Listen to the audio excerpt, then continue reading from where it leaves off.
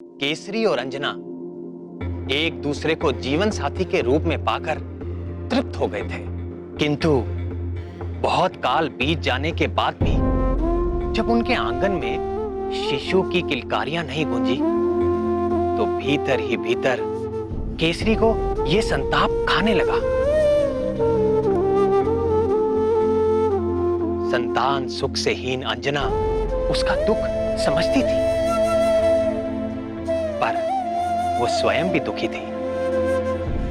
वो जानती थी ना तो संतान के बिना वंश वृद्धि हो सकती है और ना ही मनुष्य को पितृ ऋण से मुक्त किया जा सकता है। पितृ ऋण चुकाए बिना स्वर्ग का द्वार कभी नहीं खुलता। धीरे धीरे संतान का अभाव उन्हें हर पल खलने लगा था।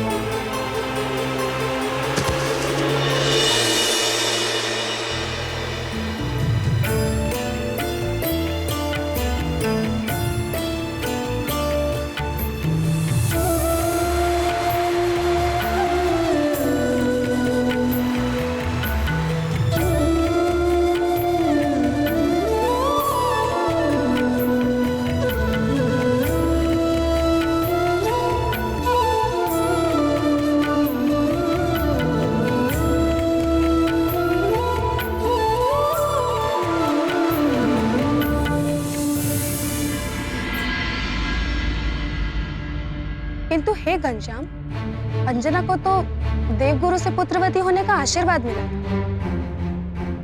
उसी कारण उन्हें पृथ्वी पर जन्म लेना पड़ा। तो फिर उन्हें संतान न होने का क्या कारण था? अंजना को यदि किसी साधारण जीव को जन्म देना होता तो कोई कठिनाई ना होती, किंतु उसे तो महाकाल भगवान शंकर के अंश को अपने गर्भ में धारण करना था, जिसके लिए वो आध्यात्मिक रूप से परिपक्व नहीं थी। पूर्व जन्म की अप्सरा अंजना स्वर्ग लोक से आई थी। स्वर्ग भोग विलास का लोक है, तप का नहीं। और अंजना को हनुमान को जन्म देने के योग्य बनने के लिए तपस्या की आवश्यकता थी। तपस्या? किंतु कैसे?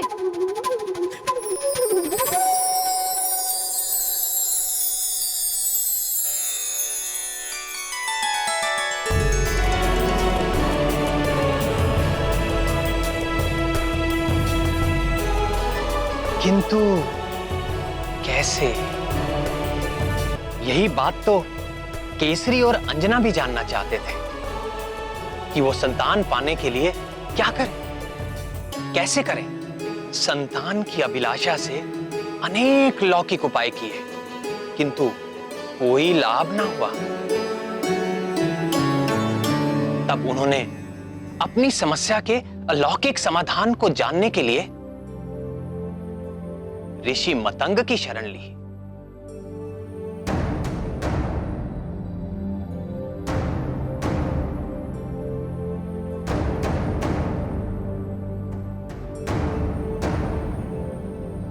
ये वही ऋषि मतंग थे जिन्होंने मेरे राम अवतार के समय परम भक्त शबरी का मार्गदर्शन किया था।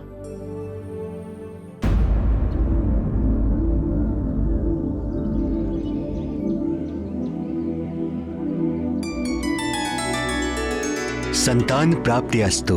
हम जानना चाहते हैं कि हमें यह सौभाग्य कब प्राप्त होगा। भगवान भोले शंकर को प्रसन्न करने के लिए अंजना को 12 वर्षों तक कठिन तपस्या करनी होगी।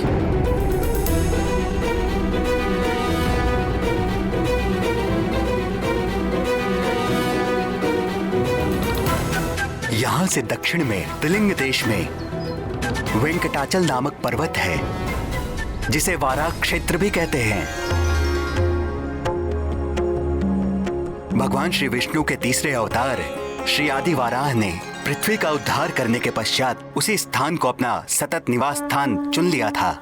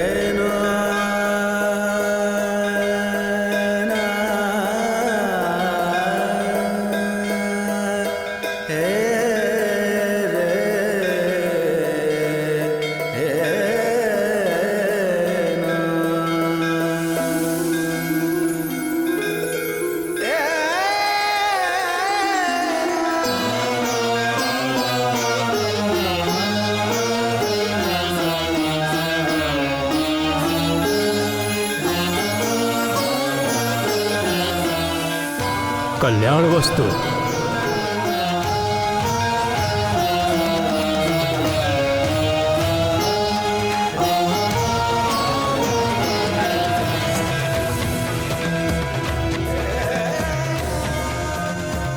उसके उपरांत आकाश गंगा तीर्थ में स्नान करके तपस्या आरंभ करना। भगवान उमाकांत अवश्य कल्याण करेंगे।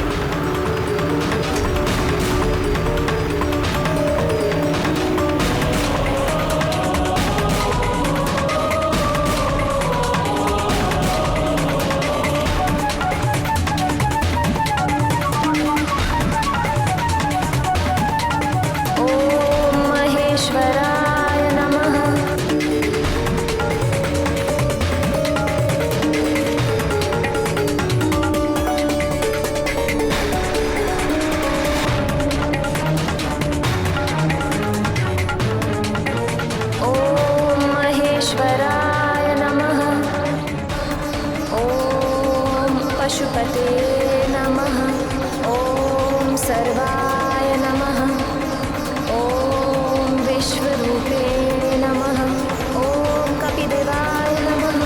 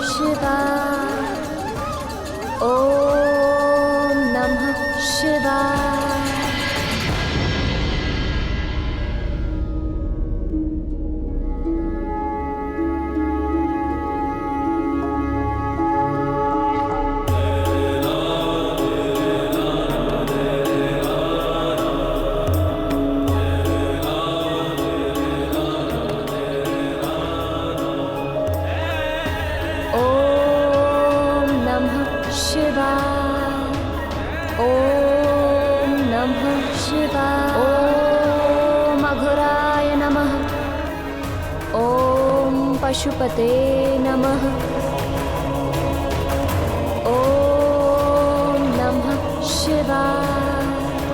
ॐ नमः शिवाय।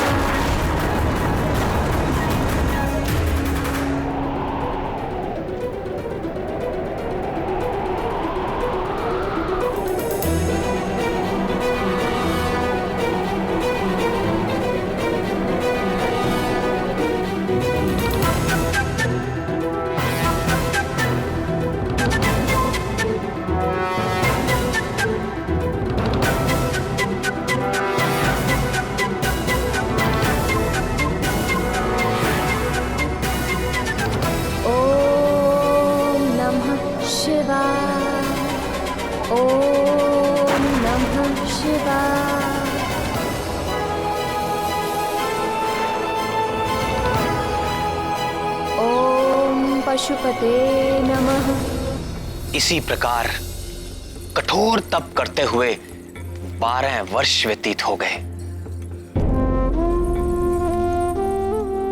अंजना की इस घोर तपस्या को देख देखकर करुणामयी जगत जननी भगवती पार्वती का हृदय निरंतर पसीजता रहा, किंतु कैलाशपति भगवान आशुतोष अपनी समाधि से बाहर आने का कोई संकेत तक नहीं दे रहे थे। अंततः सत्व मूर्ति शैलपुत्री का धैर्य छूटने लगा।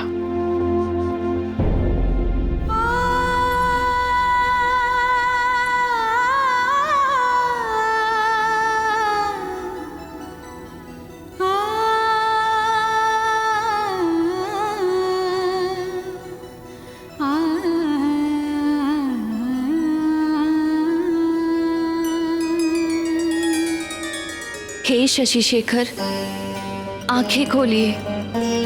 अंजना के तप से समस्त लोग कंपित हो उठे हैं। हे दीनानाथ, आप तो आशुतोष हैं, अपने भक्तों पर शीघ्र प्रसन्न हो जाते हैं। फिर अंजना के घोर तपस्या को तो 12 वर्ष बीत चुके हैं प्रभु, आप कब प्रसन्न होंगे? उस दीन के प्राण संकट में है दीनबंधु, दया कीजिए। आपके अंश का अवतार काल भी निकट आ पहुंचा है।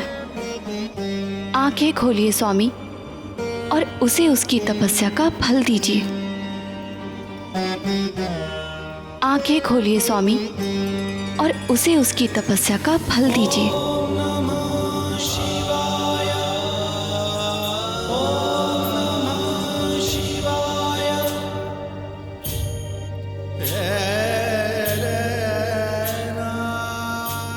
अभी नहीं करुणामयी,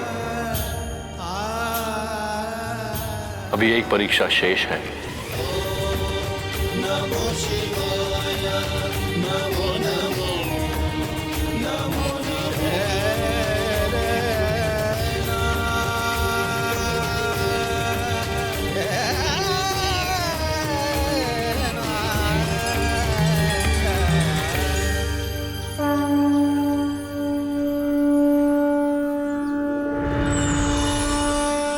अंजना, तुम्हारा कल्याण हो पुत्री। तुम्हारी तपस्या पूर्ण हुई। आंखें खोलो पुत्री।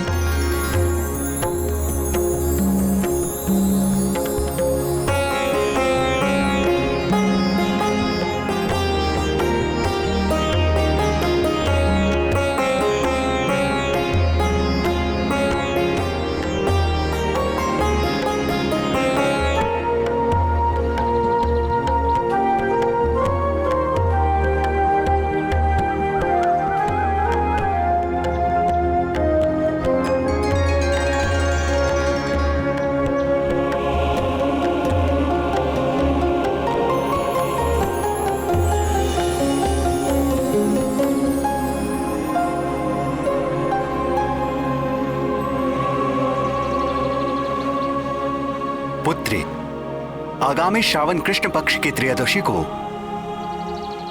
देवाधिदेव महादेव साक्षात तुम्हें दर्शन देंगे और आशीर्वाद प्राप्त होगा। उनके स्वागत का प्रबंध करो पुत्री। और ध्यान रहे पुत्री, भगवान भोले शंकर के सत्कार में कोई त्रुटि ना होने पाए।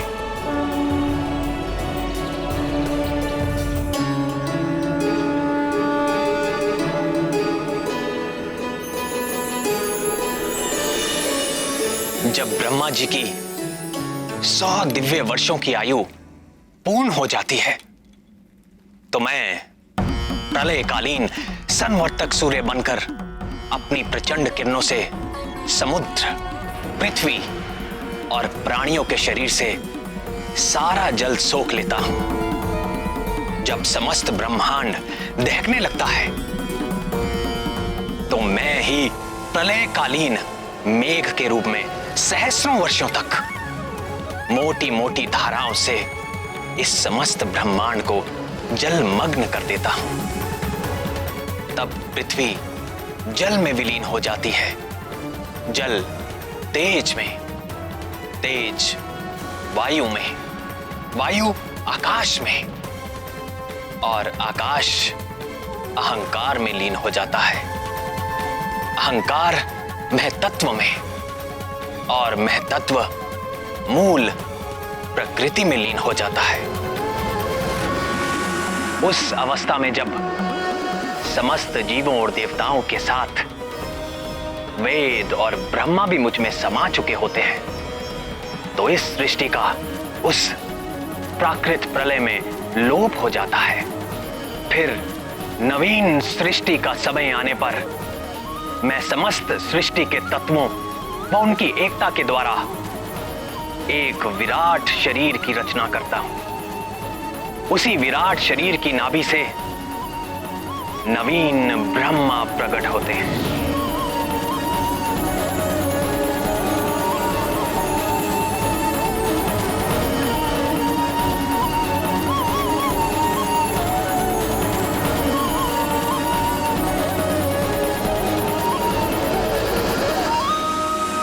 अगली प्राकृत सृष्टि के आरंभ में प्रिय हनुमान ब्रह्मा बनकर अपने इस जन्म में अर्जित ज्ञान, विज्ञान और मेरी प्रेरणा के आधार पर वेदों व पुराणों को धारण करेंगे। तत्पश्चात रजोगुण का आश्रय लेकर संकल्प शक्ति मात्र से सृष्टि कार्य में संलग्न होंगे और भुवा और स्वह नामक त्रिलोकी की रचना करेंगे और फिर प्रजापतियों के माध्यम से वृक्षों, पशु पक्षियों, मनुष्यों की सृष्टि के साथ देवता, पितर, असुर, गंधर्व, अप्सरा आदि की देव सृष्टि भी करेंगे। यन्नाभि पद्म भवनादहमासमीक्य लोकत्रयोपकरणो यदनुग्रहेण तस्मै नमस्त उदरस्त भवाय योग। अपने आराध्य श्री राम के गुणगान और उनकी सेवा के अतिरिक्त महाबली हनुमान के हृदय में और कोई अभिलाषा नहीं। उनके लिए सारा संसार सिया राममय है। वो चुटकी बजाकर अपने प्रभु की उबासी दूर भगाएं या ब्रह्मा होकर सृष्टि करें, सब कुछ उनके लिए राम काज ही है। नैव मे दृशमनुस्पृशस्त भवाय योग निद्रावसान विकसन्नलिनेक्षणाय सोऽयं समस्त जगतां सुहृदेकयात्मा सत्त्वेन यन्मृडयते भगवान् भगेन। हनुमान जी की इतनी महिमा सुनकर मेरे मन में उनके बाल लीला सुनने का चाव और बढ़ गया है। किंतु प्रभु, उसके पहले उनके जन्म की कथा तो पूरी कीजिए।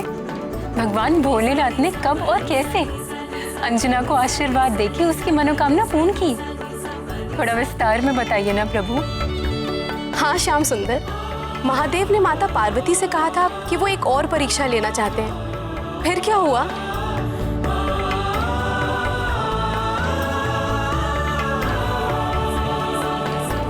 अंजना और केसरी को कहां यह ज्ञात था? वो तो भगवान नंदीश्वर के स्वागत का आयोजन कर उनकी प्रतीक्षा कर रहे थे। अंततः श्रावण कृष्ण पक्ष की त्रयोदशी का मंगलकारी दिन आ ही गया।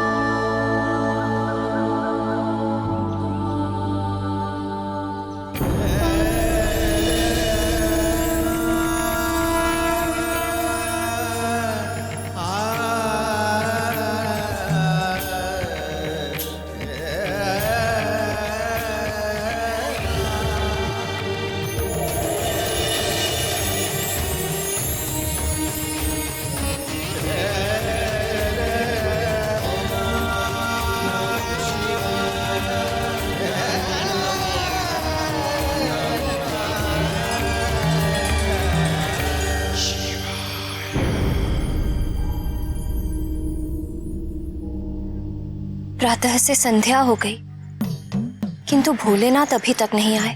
भक्ति भिक्षाम देहि, भवति भिक्षाम देहि,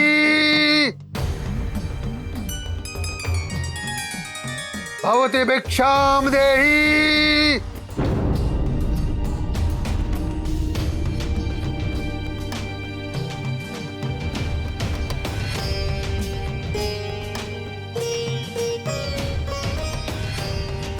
भवति भिक्षाम देहि।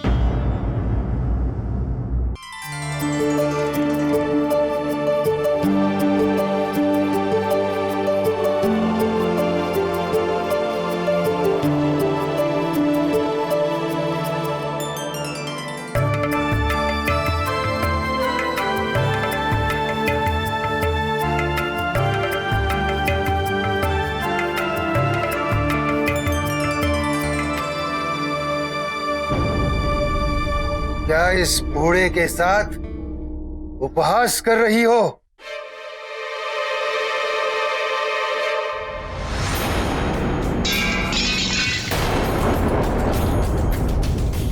तेरे आधे दांत टूट चुके हैं, आधे दांत सड़ चुके हैं। मुझे रसीले पकवान खिलाओ। रसीले पकवान? ऐसे अनजान बनने का नाटक मत करो।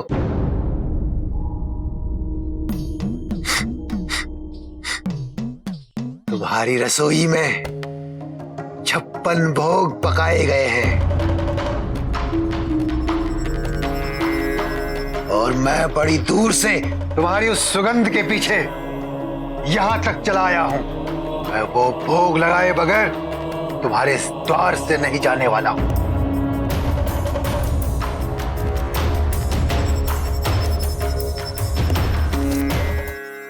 क्षमा करें बाबा, आज हमारे घर में एक विशेष अतिथि आने वाले हैं और ये सारा आयोजन उनके स्वागत के लिए किया है। तुम कह रहे हो कि मैं अतिथि नहीं हूं? मैं बूढ़ा, दरिद्र, करूप हूं, इसलिए वो अतिथि नहीं होता जिसको न्योता देकर बुलाया जाए। अतिथि वही होता है जो बिना बुलाए किसी भी तिथि में चला जाए। नहीं नहीं बाबा, मेरी बात का अर्थ यह था कि ये सब हमारे इष्ट नहीं, अनिष्ट होगा तुम्हारा।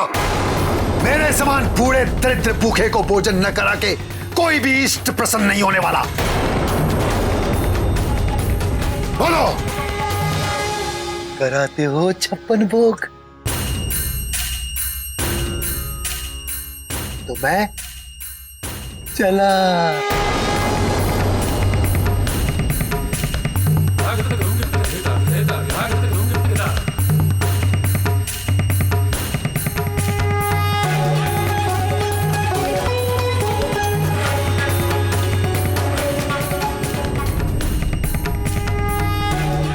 इनके जाने से कहीं कोई अनर्थ ना हो जाए।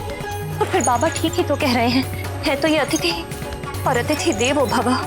जो भी हो, हमें इन्हें प्रसन्न करके यहाँ से भेजना चाहिए। रुकिए बाबा।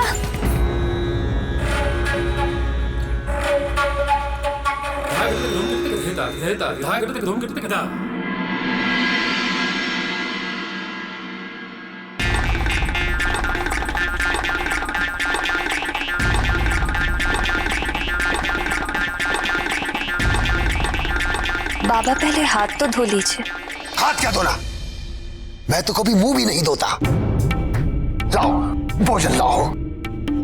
आइए, आप यहाँ बैठिए।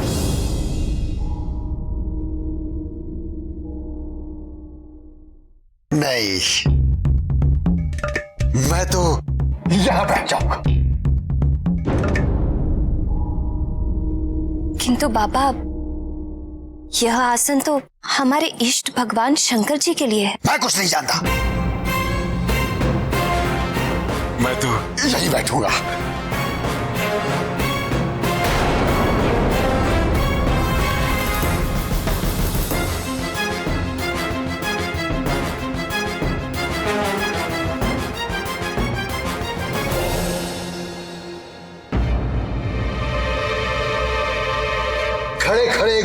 मुंह क्या देख रहे हो? लाओ मेरे लिए भोजन परोसो।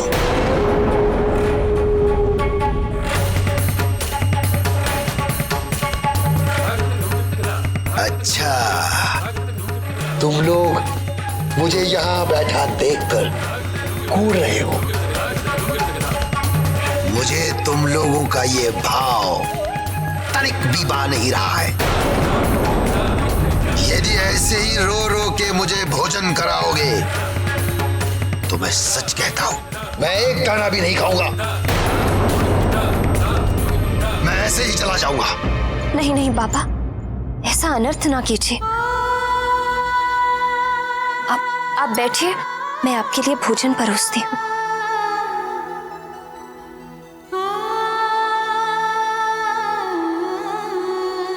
रुको। अब क्या हुआ बाबा? मुझे हाथ धोने की शिक्षा दे रही थी और स्वयं बिना हाथ धोए ही मेरा भोजन परोस रही हो। किंतु बाबा, मेरे हाथ तो शुद्ध हैं।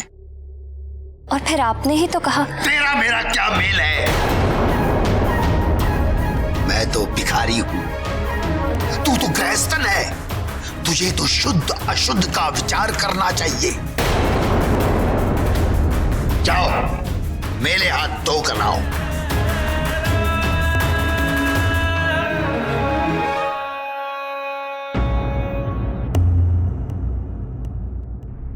पंखा क्या देखने के लिए रखा है? बाजू में बल नहीं है। पंखा चलाओ।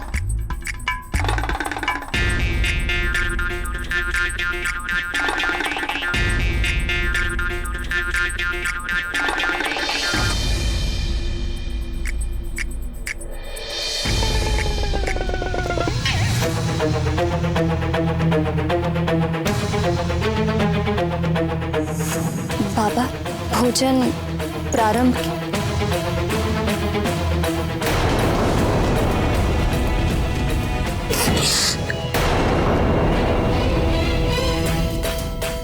पूरी कैसे पकाई है? आधी कच्ची आधी चली हुई।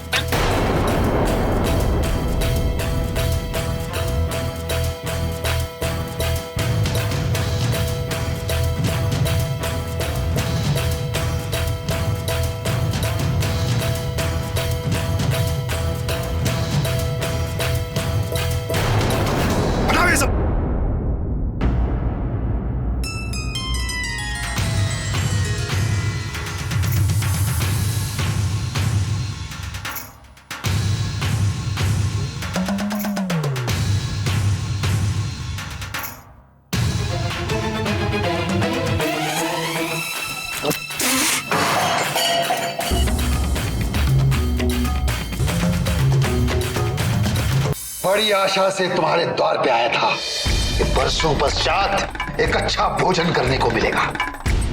तुम दोनों ने गुड़ गोबर कर दिया।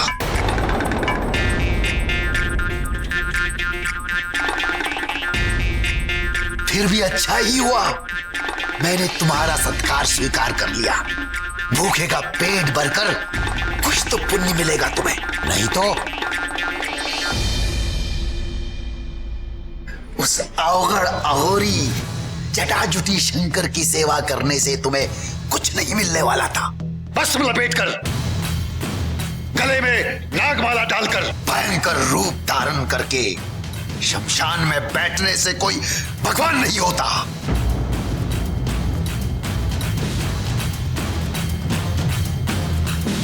अरे वो तो लोगों को डरा धमकाकर भगवान बन बैठा है। इष्ट बनाना ही है। मुझसे पूछो, मैं तुम्हें बताता हूं कौन सा भगवान तुम्हारा भला कर सकते हैं। बस कीजिए बाबा।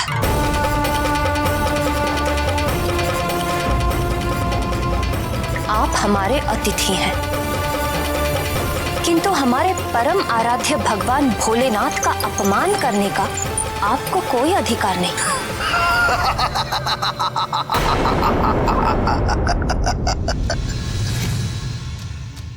इसमें अपमान क्या है बालिके? जो सत्य है वो सत्य है। क्या शंकर शमशान में नहीं रहता? क्या वो भस्म लगाकर नहीं घूमता? क्या वो जटाजुटी अघोरी नहीं है?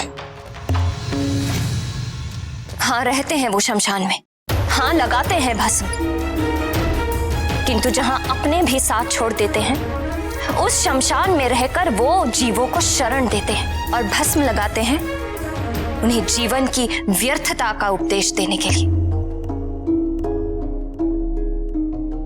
और जिन जटाओं का आप इतना अपमान कर रहे हैं, ये मत भूलिए कि उन्हीं जटाओं में मां गंगे भी निवास करती हैं। उन्हीं जटाओं की महिमा है कि मां गंगा समस्त जीवों के लिए कल्याणकारी रूप में रहती हैं। नहीं तो जिस प्रचंड वेग से वे स्वर्ग से उतरी थी, यदि भगवान जटाशंकर ने उन्हें अपनी जटाओं में ना घेरा होता तो वे अपने वेग से सब कुछ बहाकर नष्ट कर देती। और अघोरी, अघोरी का अर्थ समझते हैं आप? घोर का अर्थ होता है क्रूर और अघोर अर्थात जिसमें कोई क्रूरता ना हो, जो घोर पापियों के प्रति भी करुणा की दृष्टि से देखते हैं। ऐसे हैं मेरे भगवान भोले शंकर।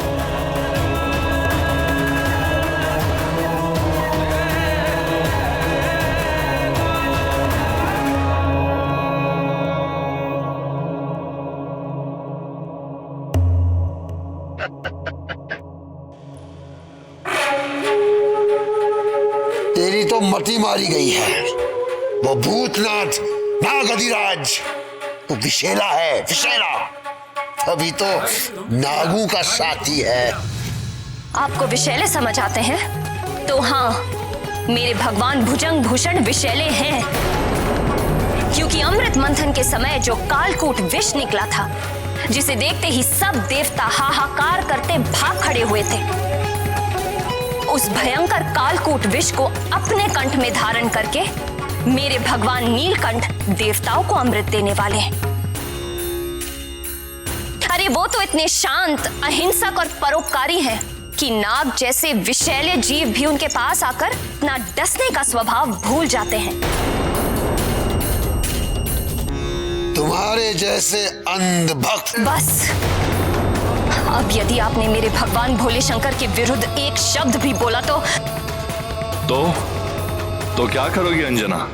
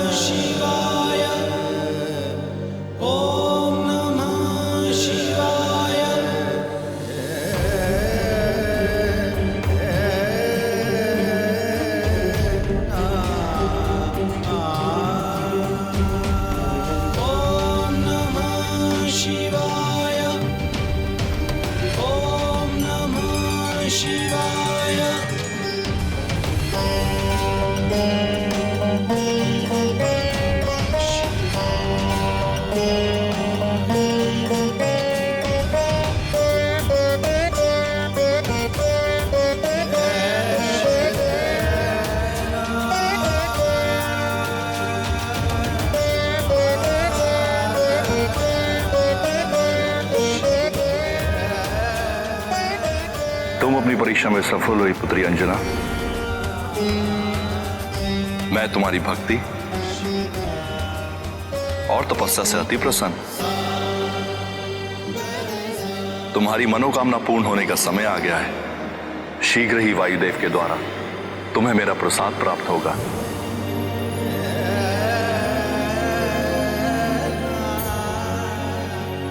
उसे अपने पति वीर केसरी के हाथों स्वीकार करना।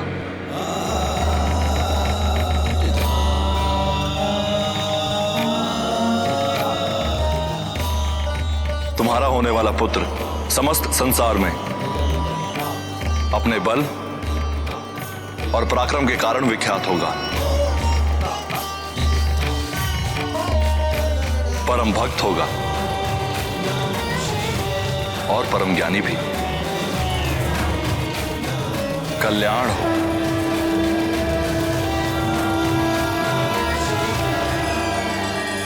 भगवान गौरीनाथ ने अच्छी लीला की अंजना के साथ, किंतु उनके बारंबार उकसाने पर भी अंजना ने अपना धैर्य नहीं खोया।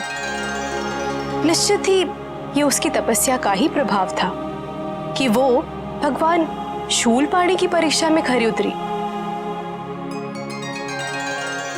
वेदों में गृहस्थ के लिए 5 प्रकार के जिन नित्य यज्ञों का विधान है, उसमें ब्रह्म यज्ञ, देव यज्ञ, पितृयज्ञ और भूत यज्ञ के साथ अतिथि सत्कार रूपी मनुष्य यज्ञ भी प्रतिदिन करने का आदेश दिया गया है। जिस द्वार से अतिथि असंतुष्ट होकर जाता है, उस घर में समृद्धि नहीं रहती, और जहां सम्मान के साथ अतिथि की तृप्ति की जाती है, वहां सुख संपत्ति का वास सदा बना रहता है। और जो ये जानते हैं, वो अंजना के समान अतिथि सत्कार में कोई चूक नहीं करते। हर प्राणी के द्वार पर उसके भगवान अतिथि रूप में एक बार अवश्य जाते हैं, और उचित सम्मान होने पर उस घर की 7 पीढ़ियां दरिद्रता का मुख नहीं देखती। तो फिर महादेव ने वायुदेव से कैसा प्रसाद भिजवाया? हे पवन देव, हम आपका आह्वान करते हैं सृष्टि कल्याण के प्रायोजन के लिए आप अपना सहयोग दें और हमारे सम्मुख प्रकट हो।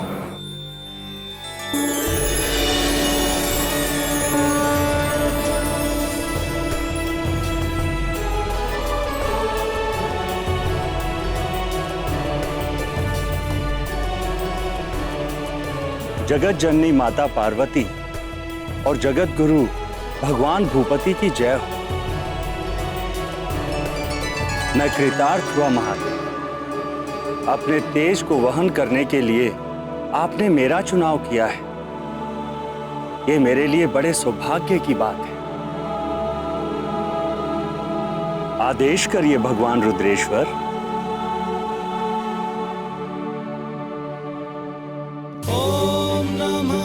शिवाय ओम नमः शिवाय ओम नमः शिवाय ओम नमः शिवाय।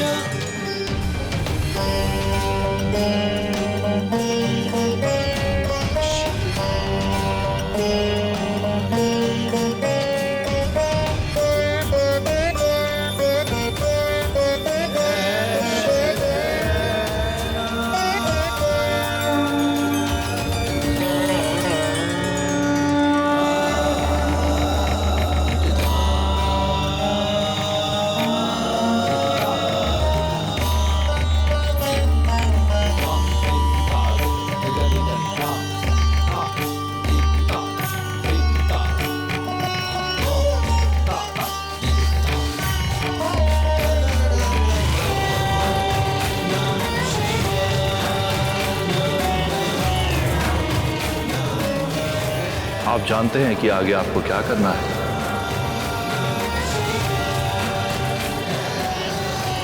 कल्याण।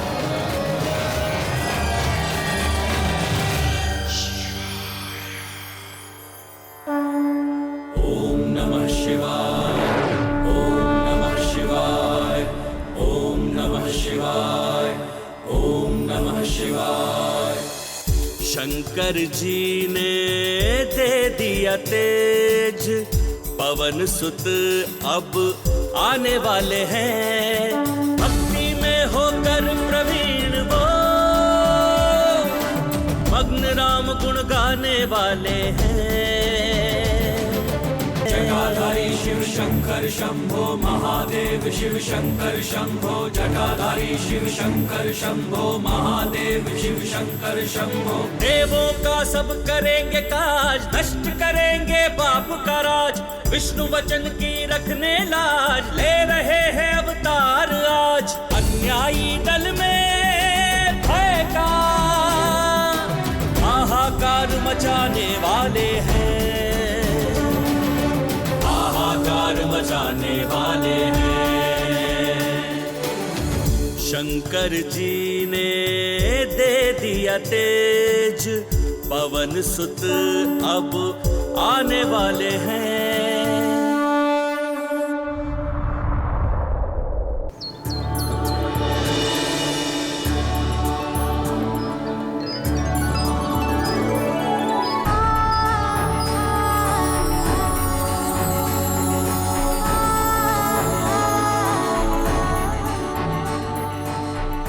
प्रिय, मेरा हृदय धड़क रहा है, लग रहा है कि कुछ अलौकिक घटने वाला है। तुम ठीक कह रही हो प्रिय, मेरा हृदय भी एक विचित्र आनंद से भर उठा है। और देखो ना, ये समस्त प्रकृति भी उल्लास में खिल सी गई है। लगता है आज सब कुछ हमारे अनुकूल हो रहा है। ये सब कृपा निधि भगवान भोले शंकर का आशीर्वाद है। दीन जन की करेंगे रक्षा, वज्र बनेगी सूर्य की कक्षा, भगत जगत के लेंगे शिक्षा, बल विद्या की देंगे भिक्षा, बलिदान प्रेम बैराग के नव आदर्श बनाने वाले हैं, आदर्श बनाने वाले हैं। शंकर जी ने दे दिया तेज। देवी अंजना, वनराज केसरी, मैं पवन देव हूँ। भूत भावन भगवान शंकर और माता भवानी का संदेश लेकर आपके पास आया हूँ। वे दोनों आपकी श्रद्धा और तपस्या से अति प्रसन्न हैं और उन्होंने अपने आशीर्वाद के रूप में ये प्रसाद भेजा है। ओम नमः शिवाय। हे वानर राज, देवी अंजना के लिए इस फल को आप ग्रहण करें। ओम नमः शिवाय, ओम नमः शिवाय, ओम नमः शिवाय, ओम नमः शिवाय, ओम नमः शिवाय, ओम नमः शिवाय।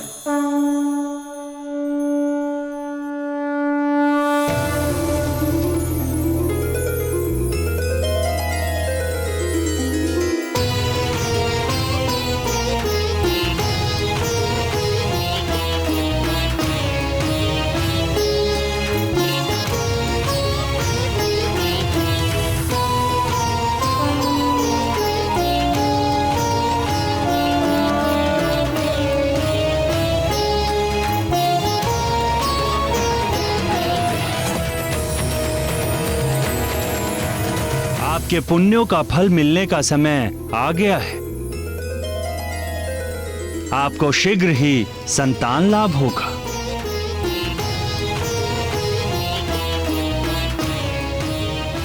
कल्याण हो।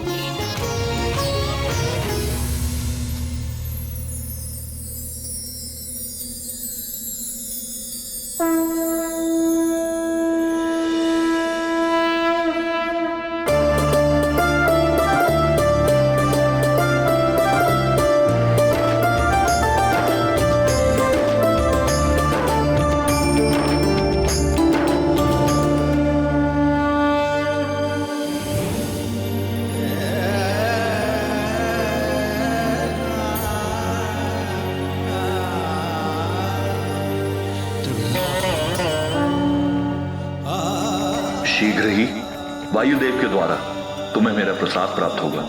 उसे अपने पति वीर केसरी के हाथों से स्वीकार करना।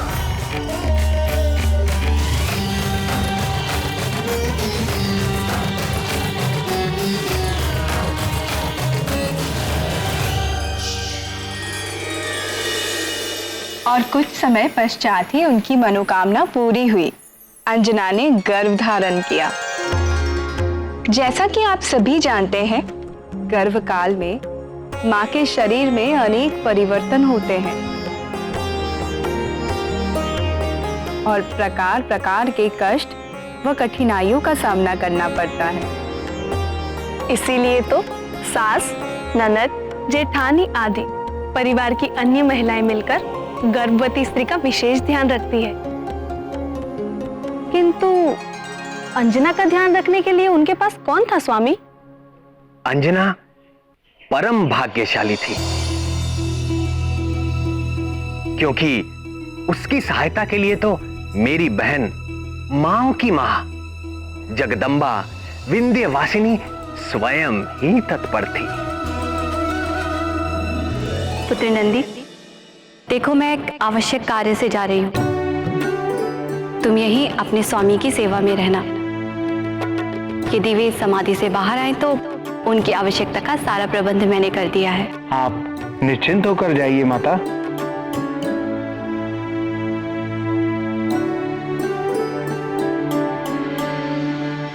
भवानी प्रिय,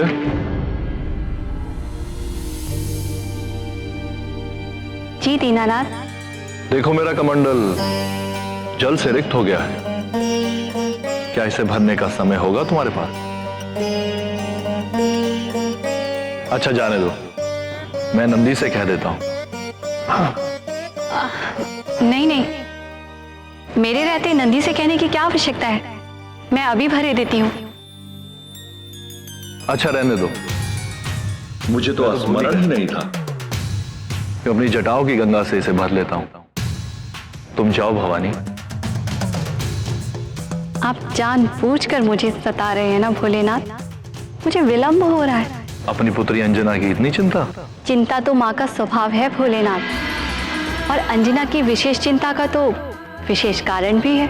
उसके गर्भ में आपका तेजस्वी अंश है। उसे संभालना अंजना जैसी तपस्विनी के लिए भी कठिन सिद्ध होने वाला है।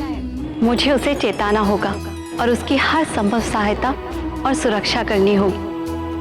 अब मैं जाऊं? अवश्य जाओ प्रीता, उसे तुम्हारे संरक्षण की आवश्यकता है। कल्याण हो।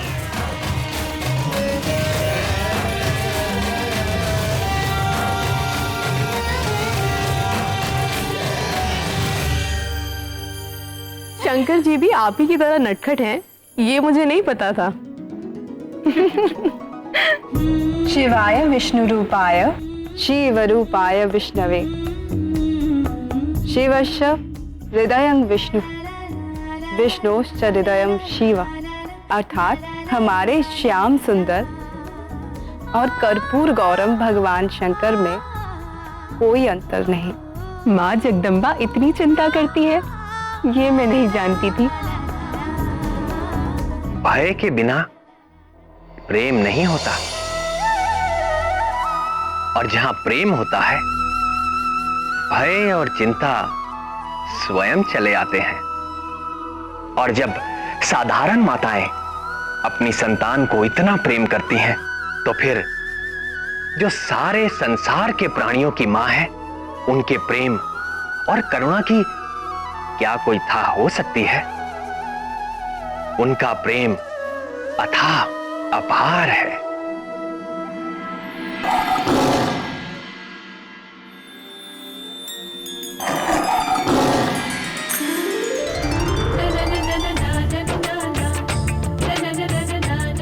गौरी की ये गैया उत्तर देती सारे, पूछो जो भी प्रश्न मन में हो तुम्हारे।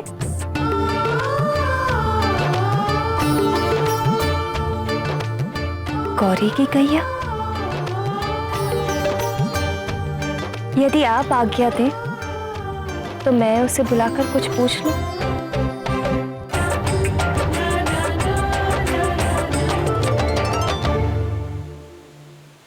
आपको महारानी बुला रही हैं।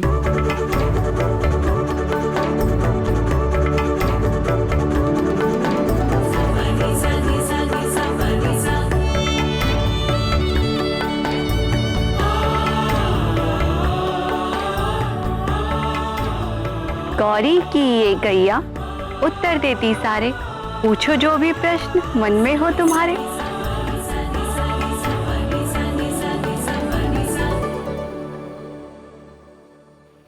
मेरी होने वाली संतान कैसी होगी?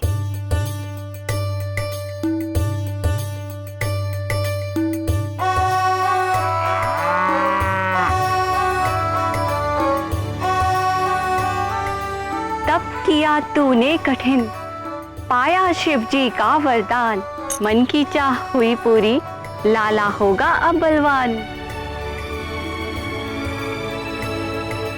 पूत होगा चंचल नटखट, ज्ञानी और बड़ा गुणवान, कहती गौरी की ये गैया, मैया रखे विशेष ध्यान। विशेष ध्यान? ऐसी क्या बात है? कहीं मेरे लाल को कुछ होगा तो नहीं? घबराती क्यों है बेटी? इसीलिए तो मैं आई हूं।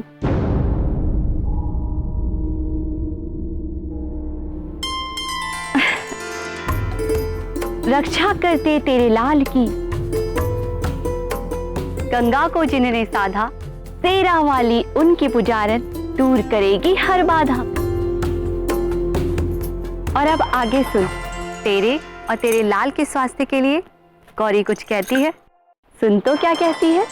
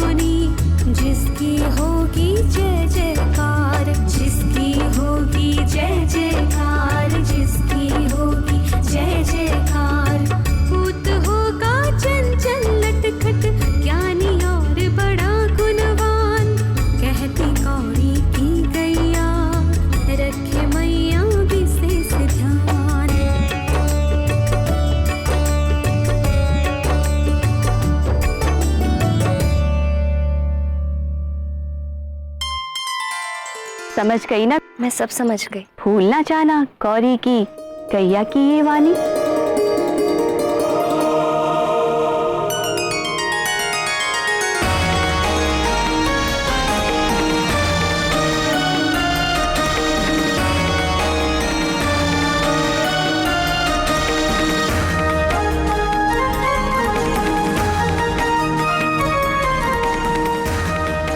रक्षा करते तेरे लाल की, गंगा को जिन्होंने साधा, तेरा वाली उनकी पुजारन, दूर करेगी हर बाधा।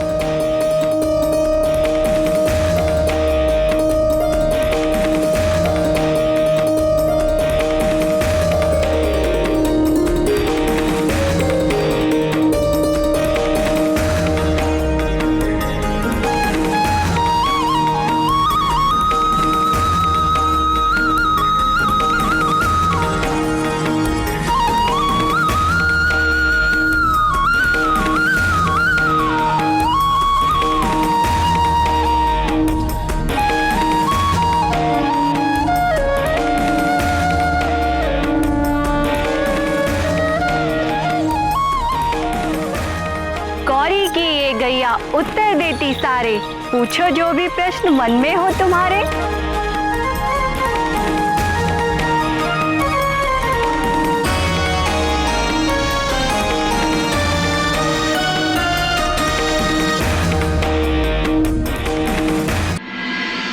निश्चित ही माँ अम्बे के सभी निर्देशों का अंजना ने सर माथे पर रखकर पालन किया होगा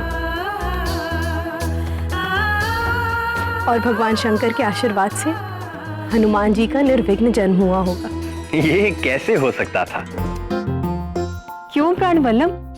हनुमान आज शांत और धीर चित्त दिखाई देते हैं।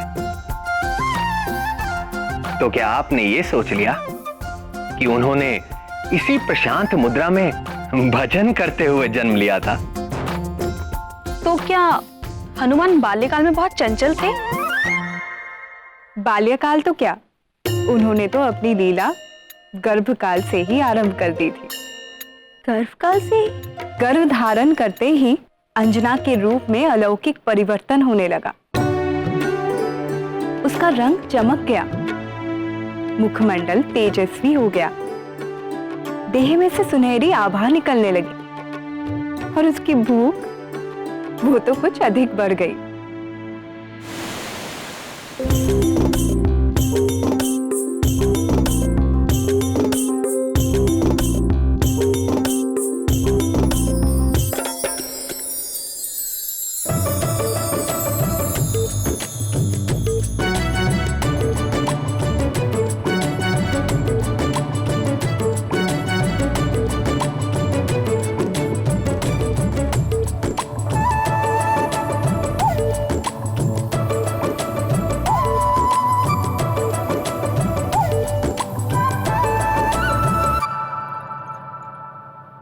आम। नाथ, अब हमारा आम खाने का मन कर रहा है। इतना सब खाने के बाद भी आपका पेट नहीं भरा? मेरा कहने का अर्थ है इस ऋतु में आम कहां से लाऊं प्रिय? आम तो ग्रीष्म ऋतु में होते हैं। तो फिर आप मुझे आम के उपवन में ले चलेंगे? मैं आम का वृक्ष देखकर ही संतोष कर लूंगी। जैसी तुम्हारी इच्छा प्रिय।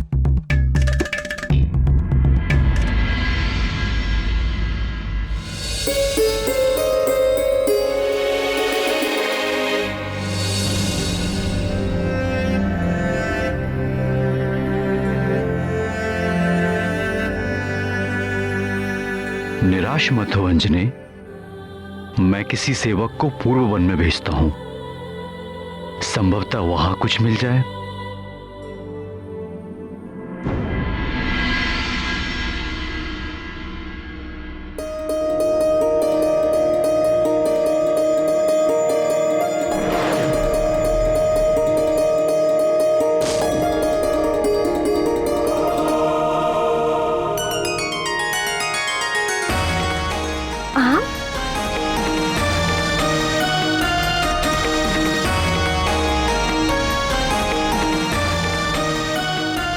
नाथ, ये देखिए आम। वो देखिए कितना बड़ा और रसीला आम है।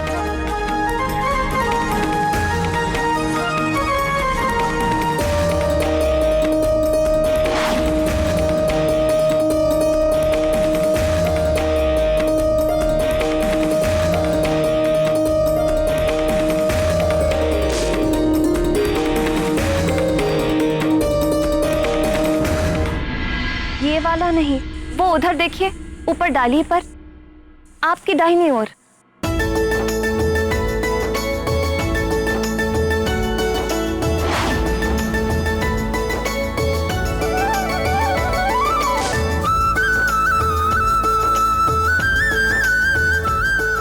ये वाला नहीं, वो सबसे ऊपर वाली डाली पर जो है वो वाला। तुम्हें कौन सा आम चाहिए प्रिय? मुझे कुछ समझ में नहीं आ रहा। देखिए ना, वो वाला आपके दाहिनी ओर पर, वो सबसे बड़ा वाला।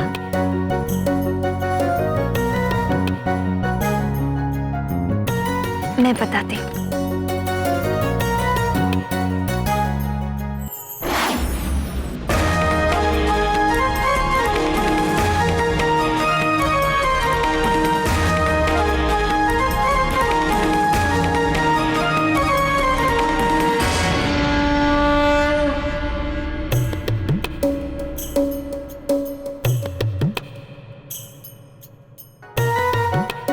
अंजनी, ऐसी अवस्था में ये कैसी लीला?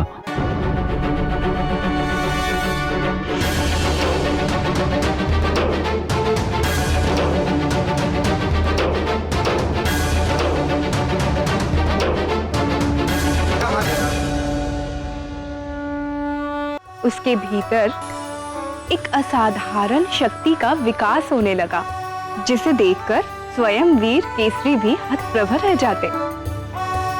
उस शक्ति का स्रोत कोई और नहीं, अंजना के गर्भ में पल रहे महातेजस्वी महाबली हनुमान ही थे।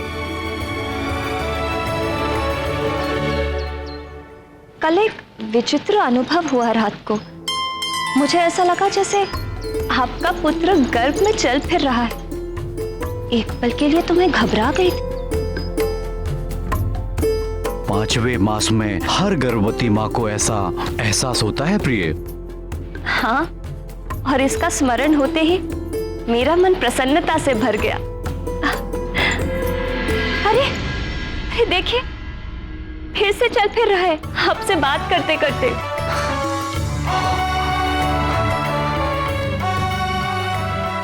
देखो तो।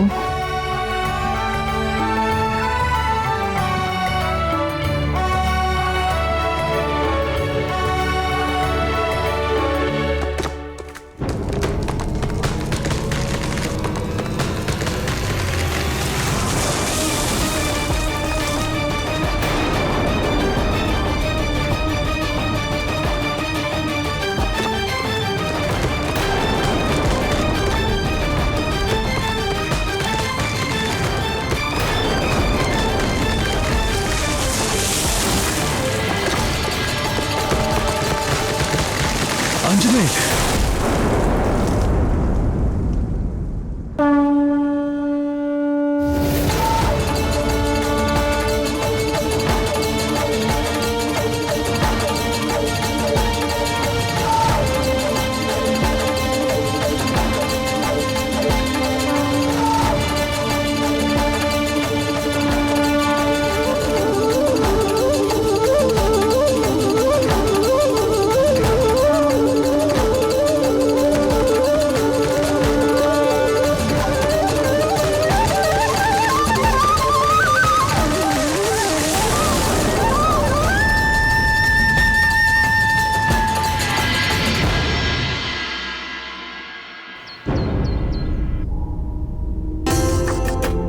तुम ठीक तो हो ना प्रिय? जी, मैं बिल्कुल ठीक हूँ। कुछ न कुछ अलौकिक शक्ति सी आ गई। मैं भी चकित हूँ ना कि मैं ये सब कैसे कर रही हूँ। निश्चय ये भगवान भोले शंकर के तेज का प्रताप है।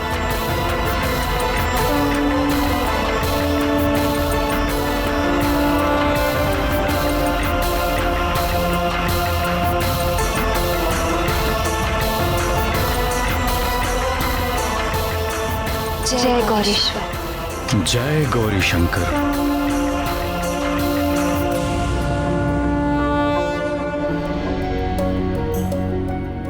अंजना के गर्भ में विकसित हो रहे हनुमान के खाने और खेलने की सारी विलक्षणता अंजना में उजागर होती रही, किंतु हनुमान ने इन सबसे भी बढ़कर रुचि स्वामी के लीला कथाओं में प्रकट की। अंजना के स्वामी वानर राज केसरी की कथाओं में? अंजना के स्वामी नहीं, सारे जगत के स्वामी, हम सब के स्वामी, सांवरे सलोने श्याम सुंदर।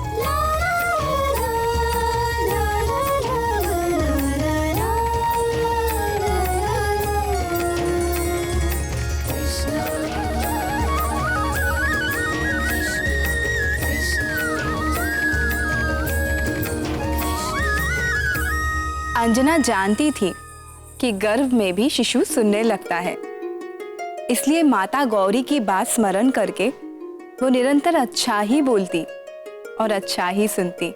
और जब वो हमारे सत्य सनातन भगवान वासुदेव के अवतारों की लीलाएं सुनती तो परम चंचल गर्भस्थ हनुमान न तो खाने के लिए मचलते और न कोई उछल कूद करते। किंतु उन्हें ये सारी कहानियां सुनाता कौन था? शिव प्रिया पार्वती जी ने तो अंजना और गर्भस्थ हनुमान को अपनी करुणामयी शरण में ले ही लिया था, परंतु वीणा वादिनी सरस्वती जी हनुमान के विकास में योगदान दिए बिना कैसे रह सकती थी?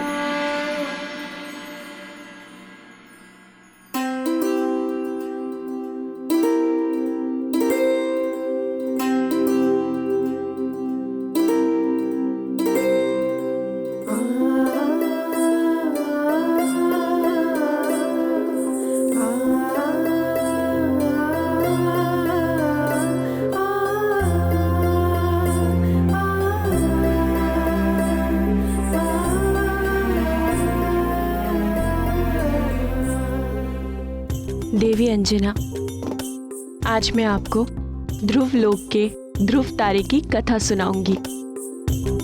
आकाश में स्थित ध्रुव नक्षत्र अपने पूर्व जन्म में मनुष्य थे। वे 5 वर्ष की अल्पायु में ही उन्होंने भगवान वासुदेव को अपनी निर्मल भक्ति से प्रसन्न कर दिया और इस परम दुर्लभ पद को प्राप्त किया। ध्रुव के पिता राजा उतानपाद की 2 रानियां थीं। ध्रुव की माता सुनीति वे बड़ी थीं, किंतु राजा अपनी छोटी रानी सुरुचि के वश में थे। देवी अंजना, आप लेट जाइए। ऐसे बैठे रहने से गर्भ में पल रहे शिशु को कष्ट होगा।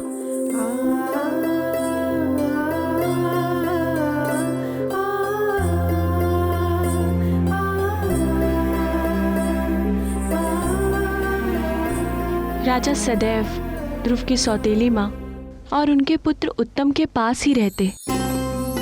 ध्रुव को कभी भी अपने पिता का प्रेम प्राप्त करने का अवसर ही नहीं मिलता।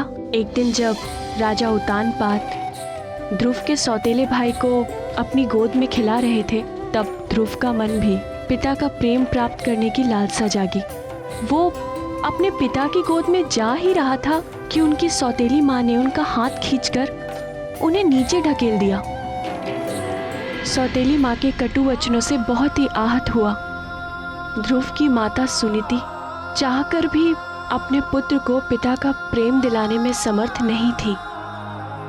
इसीलिए उन्होंने ध्रुव को परम पिता भगवान नारायण का प्रेम प्राप्त करने के लिए उनकी भक्ति करने का उपदेश दिया। अब मैं नारायण की भक्ति करूंगा, मैं उनसे प्रेम करूंगा, फिर वो भी मुझसे प्रेम करेंगे। फिर ध्रुव ने घर छोड़ दिया और नारायण को पाने के लिए वन में जाके एक वृक्ष के नीचे बैठ गए। शिव, 5 वर्ष की अवस्था में इतना साहस? वन में तो कई प्रकार के हिंसक पशु और सर्प आदि घूमते रहते हैं, फिर ध्रुव महाराज इन सबसे बचे कैसे? जब प्राणी भगवान की ओर एक पग चलता है, तब भगवान अपने भक्त की ओर 100 पग चलते हैं। तो फिर भगवान अपने भक्त की सहायता कैसे नहीं करते? उन्होंने अपने अंश अवतार महामुनि नारद को भी ध्रुव की मंत्र दीक्षा के लिए भेज दिया।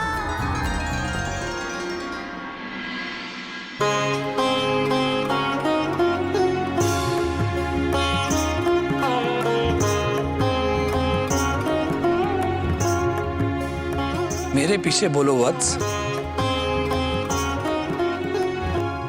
ओम नमो भगवते वासुदेवाय।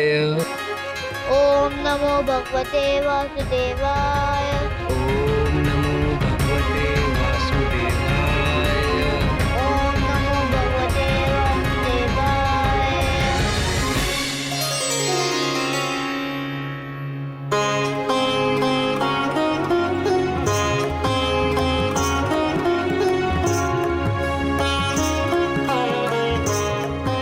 ये परम गुप्त द्वादशाक्षर मंत्र है पुत्र।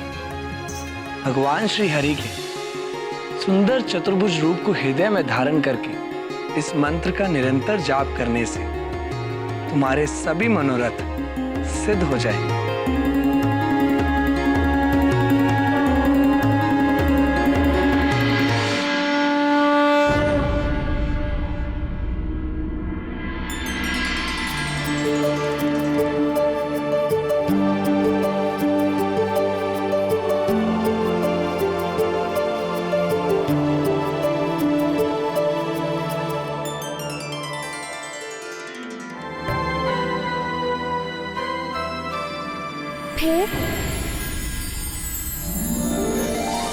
फिर क्या हुआ?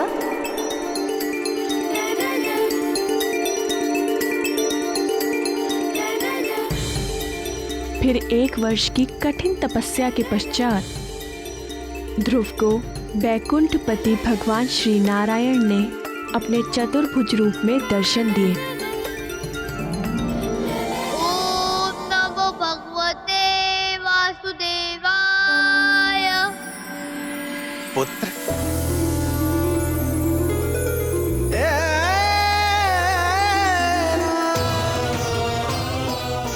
तुम्हारी निर्मल भक्ति से मैं प्रसन्न हूं पुत्र।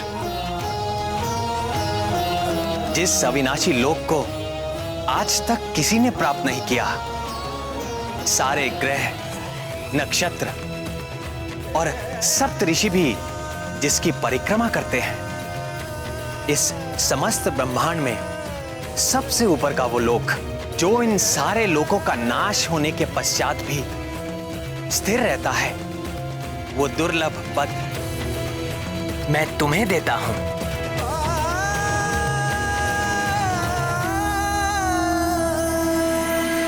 आशीर्वाद के पश्चात ध्रुव ने वर्षों सफल जीवन व्यतीत किया और अंत में ध्रुव तारा के रूप में स्थित हो विख्यात हुआ।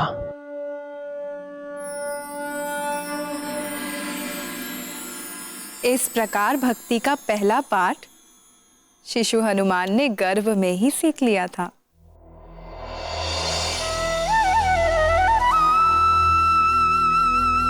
ये समस्त ब्रह्मांड मेरे वश में है, किंतु मैं अपने भक्तों के वश में हूं।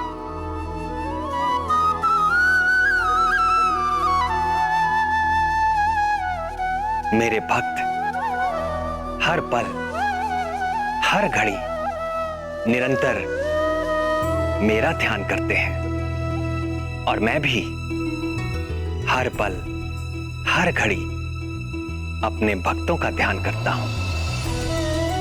हर संकट से उनकी रक्षा करता हूं, उनकी हर इच्छा पूरी करता हूं, उनके जीवन की उपलब्धियों की रक्षा करता हूं और कोई आवश्यकता उपस्थित होते ही तत्काल उसका प्रबंध करता हूं।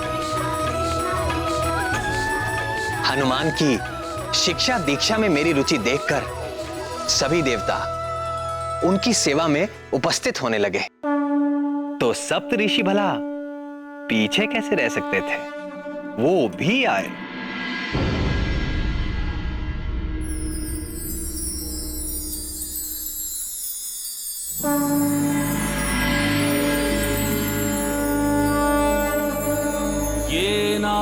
बद्धो बलिराजा दानवेन्द्रो महाबलः तेन त्वामपि बध्नामि रक्षे माचल माचल।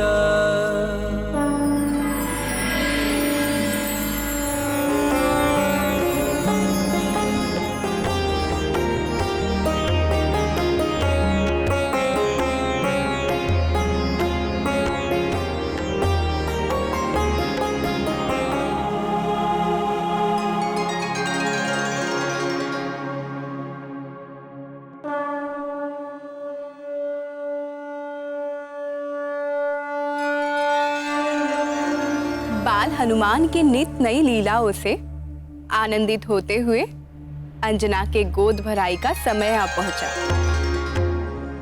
इस मंगल कार्य के लिए निकट और दूर स्थित सभी संबंधियों और मित्रों को निमंत्रण भेज दिया गया, किंतु ठीक गोद भराई के दिन सूर्योदय के साथ ही मूसलाधार वर्षा होने लगी, जो ना तो रुक रही थी और न मध्यम पड़ रही थी। तो क्या गोद भराई नहीं हो सकी? मंगल मूर्ति हनुमान के जीवन में ये कैसा मंगल आ गया दीदी? इसी चिंता से तो अंजना भी व्याकुल थी।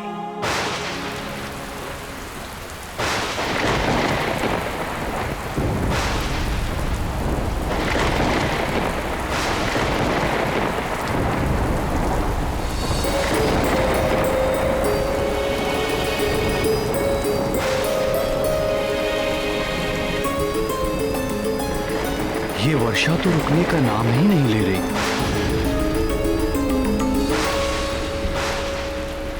तुम निराश ना हो अंजनी। ऐसी भी वर्षा नहीं हो रही कि लोग आ ना सके। मार्ग में कहीं रुक गए होंगे, आते ही होंगे।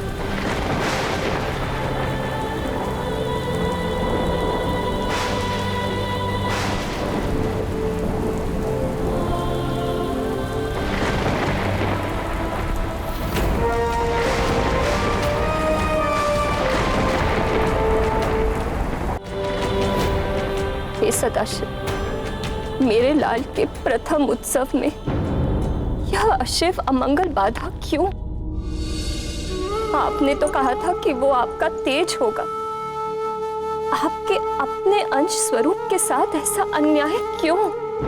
मेरा पुत्र हमारे प्रियजनों के आशीष से वंचित क्यों? हे हर, मुझ दुखियारिन का दुख दूर कीजिए।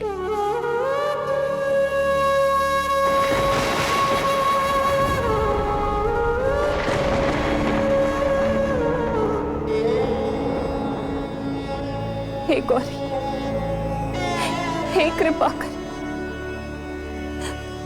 आप तो जगत जननी जगदम्बा हैं। आप तो भोले बाबा की तरफ विरक्त वैरागी नहीं है माँ। आप तो अपने संतान के दुख दूर करने के लिए सदैव तत्पर रहती। यदि मुझसे कोई भूल हो गई हो तो उसका दंड आप मुझे दीजिए, किंतु गोद भराई के इस पावन अवसर पर मेरे लाल को आशीर्वादों से वंचित मत कीजिए। हे ममतामयी मां, मैं अपना आंचल फैलाकर आपकी ममता की भीख मांगती।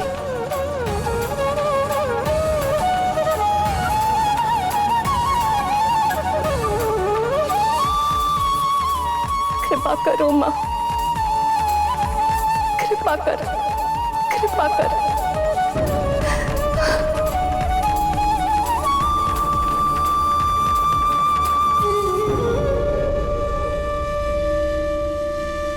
मैंने तेरी पुकार सुन ली है पुत्री, धीरज रखो। गोद भराई होगी, पूरे अनुष्ठान के साथ होगी और तुम्हारे पुत्र को आशीर्वाद मिलेंगे और ऐसे जैसे किसी को ना मिले होंगे।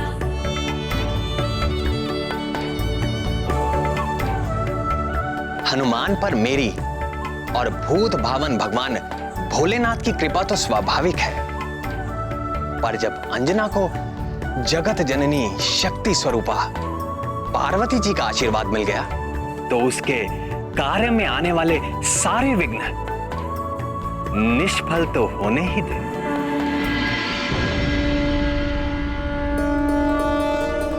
देवी लक्ष्मी, देवी सरस्वती, आइए इंद्राणी सची देवी, चंद्र मोहिनी रोहिणी, आप भी आए।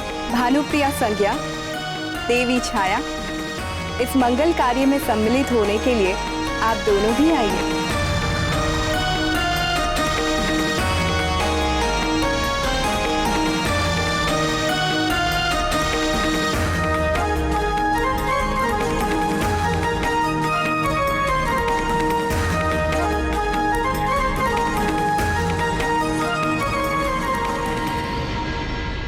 प्रणाम महारानी। क्या हुआ? तुम इतना हाँफ क्यों रही हो? वो आ गई। कौन? हमारे संबंधी? वो तो नहीं आए, पर कुछ सुहागनें आई हैं। बहुत खूबसूरत सजी धजी देवियों जैसी, और साथ में खूब सारे उपहार भी लाई हैं।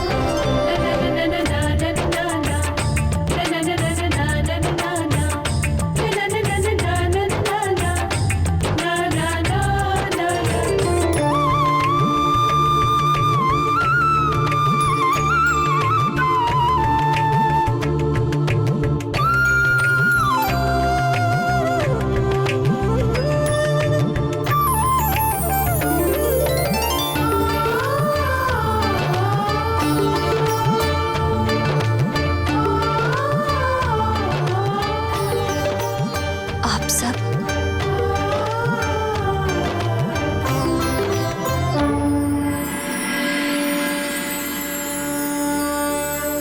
अच्युतानंद गोविंद नामोच्चारण भेषजाल नश्यन्ति शकला रोगः सत्यम सत्यम वदाम्यहम्।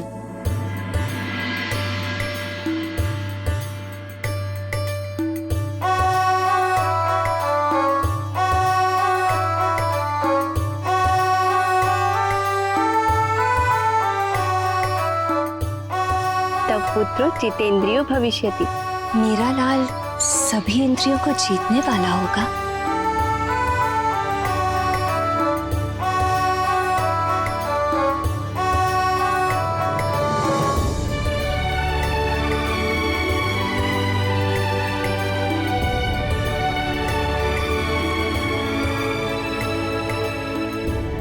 दैत्य कार्य विघातको भविष्यति। राक्षसी आचरण को मिटाने वाला होगा मेरा लाल।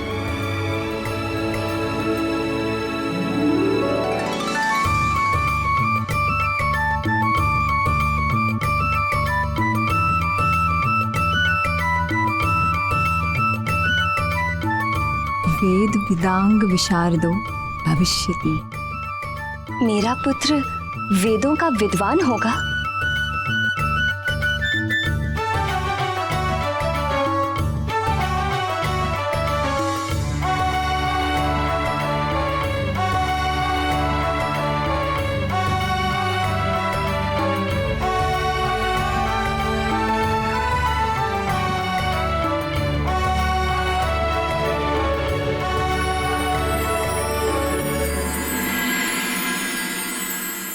भोले जैसा भोला होगा। नारायण जैसे नटखट होगा। ज्ञानी और तपस्वी होगा। पर कौन? तेरा लाल।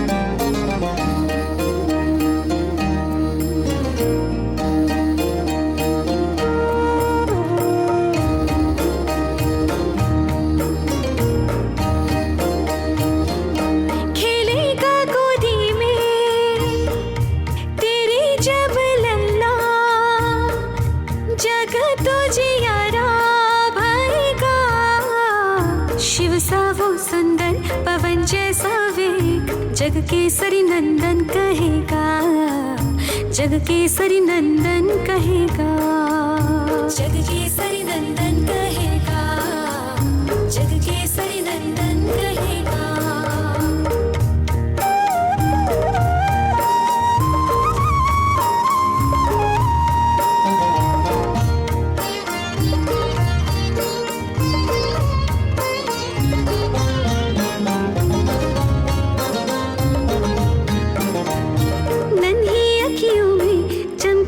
सूरज चमकेगा और चंदा, अग्नि सा तेज मुख पे रहेगा, खेलेगा गोदी में जब लल्ला। नन्ही अखियों में चमकेंगे सूरज, चमकेगा और चंदा, अग्नि सा तेज मुख पे रहेगा, खेलेगा गोदी में जब लल्ला। ओजस्वी बलशाली ज्ञानी वो होगा, चारों युग में पूजित रहेगा, चारों युग में पूजित रहेगा, चारों युग में पूजित रहेगा, चारों युग में पूजित रहेगा।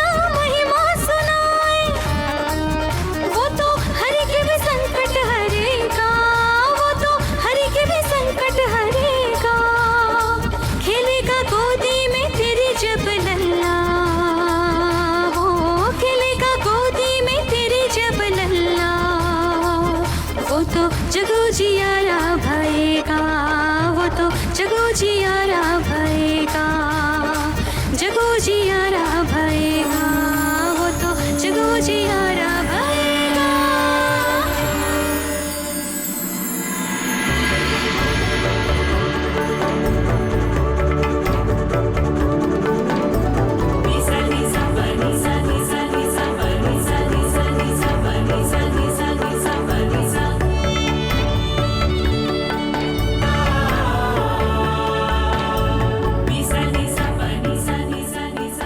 अब तो भोलेनाथ से रुष्ट नहीं हो ना?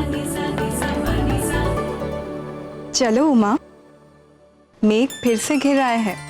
बरसने से पहले ही हम प्रस्थान करते हैं। भक्त ध्रुव को नारद जी ने द्वादशाक्षरी मंत्र दिया, किंतु तुम्हारे लाल के लिए जगत को तारने वाला 2 अक्षरों का तारक मंत्र है राम।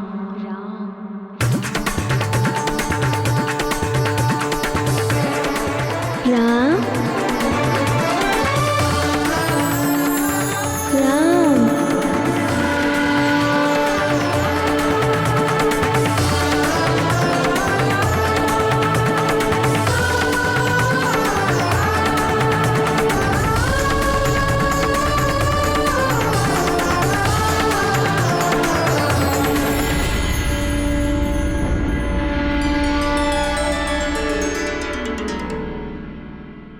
अब हम सबको आज्ञा दीजिए।